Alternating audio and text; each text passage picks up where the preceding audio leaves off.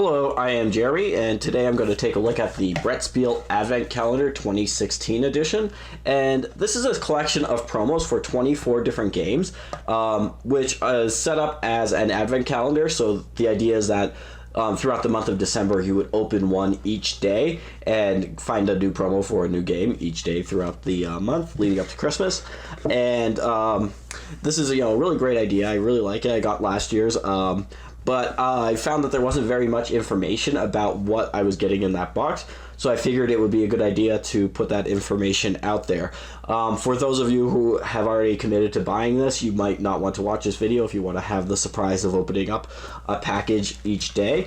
The box, it does come with, basically 24 promos, and they're sealed in cellophane like this, so you will be able to open a different one each day. So if you can see here, this one says 24 on it, and they just go all the way back to 1. So I'm going to actually show this over a series of 4 videos, so this will be the first of 4 videos, just so I could familiarize myself with some of these promos as I'm going through that. And essentially I will show each promo, explain briefly what it does, and give some thoughts if I have some knowledge about the game.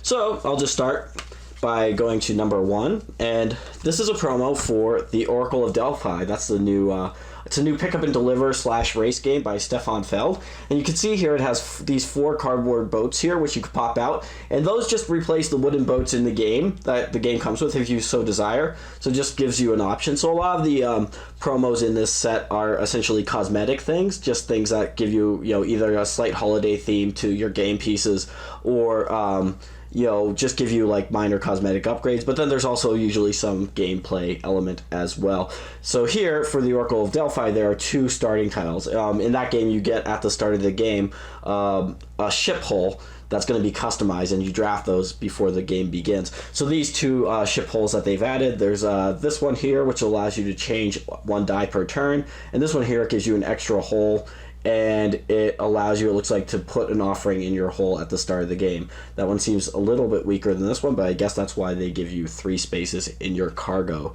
So that seems like a decent upgrade. Having more variety in those ships at the start of the game is probably good.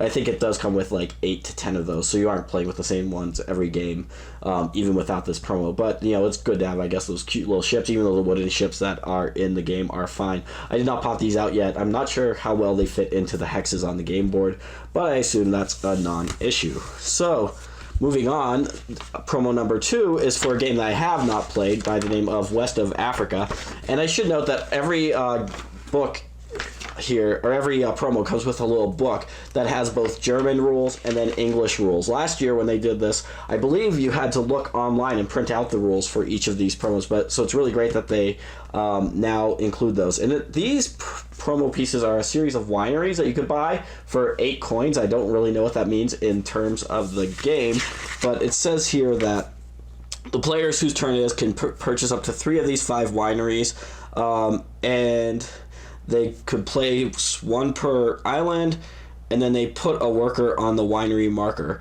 And it looks like selling those wines become a way to earn gold, and other players may use it as well.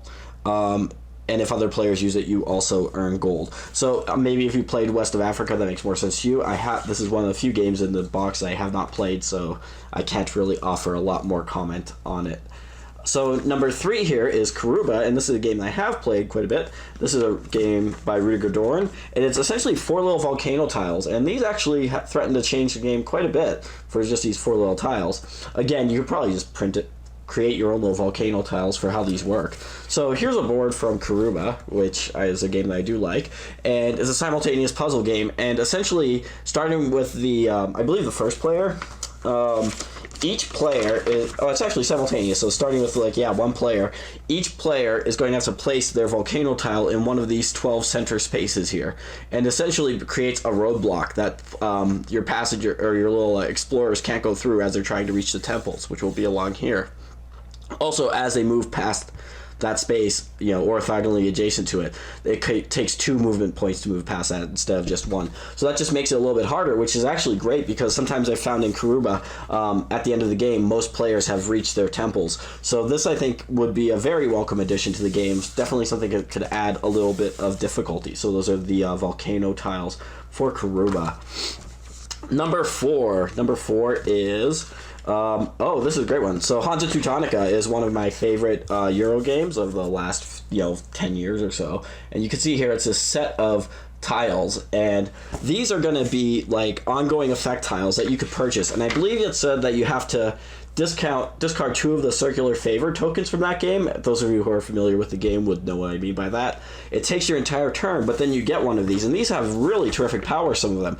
So there's one that will give you 1 bonus action, so that could increase your actions over like the maximum, which is I think 5. There's one here that it says when you take the income, you get a trader and you put it in your general stock from your supply. There's one here that when you get displaced, you don't need to just get displaced to adjacent roads, but you could place your markers anywhere on the board. So these could really threaten to change the game, and I'm looking forward to adding these into my game because they don't seem to really add complexity. They just give you more differentiation because there's only one of each of these tiles, so you could really probably set up a winning strategy based around one of those tiles. So number 5 is for Broom Service, another really terrific game. And most of these games are absolutely good games in this box, which is good. They're games I'm familiar with, and they're games that, if you bought this box and didn't have some of these games, you'd probably be doing well to try them out, even if it's, using a 49-cent piece of cardboard to justify buying a $40 game. But, somehow in my gamer mind, that makes sense. So, this is just a series of tiles for Broom Service, and these just replace tiles of the same shape. The hook is, because it's Christmas themed, oops, I was holding that upside down, is that when you take one of those 4 tiles, what you'll do is you will get a benefit, and these seem to be slightly stronger benefits. So, for example, you would get 6 points, but then all the other players would get 1 potion. So they're all essentially gift-giving. You would get here, for example, 2 potions, but all other players would get 1 point. You would get